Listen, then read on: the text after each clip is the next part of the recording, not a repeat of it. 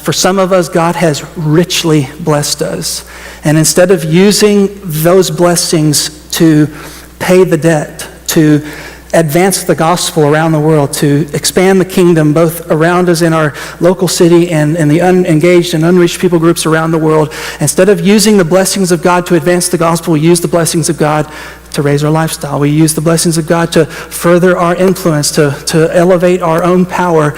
And what would happen if you really believed that you owed a debt to the people around you who do not yet know Christ is that you would take the things that God has blessed you with and you would use them differently.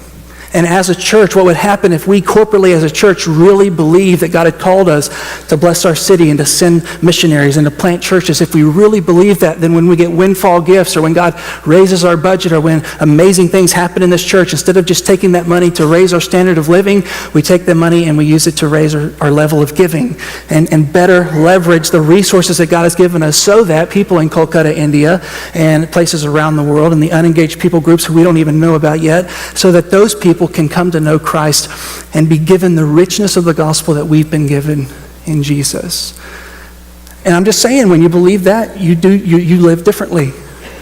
You think about your stuff differently. You think about your house differently. You think about your kids differently because you've truly come to understand and be changed by the reality that God has given you much grace and calls you to give much grace. And not only is that true, as you're praying to God to take your blessings and to bless the world, you don't just have to pray it timidly. You can pray it confidently. I like the way David Platt, president of the International Mission Board, he says that every saved person this side of heaven owes the gospel to every unsaved person this side of hell. So that's the reality.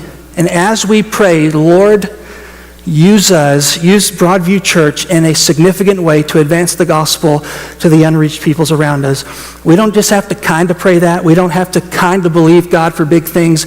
You can step out boldly with confidence and pray to God, Lord, use us in an incredible way. Lord, use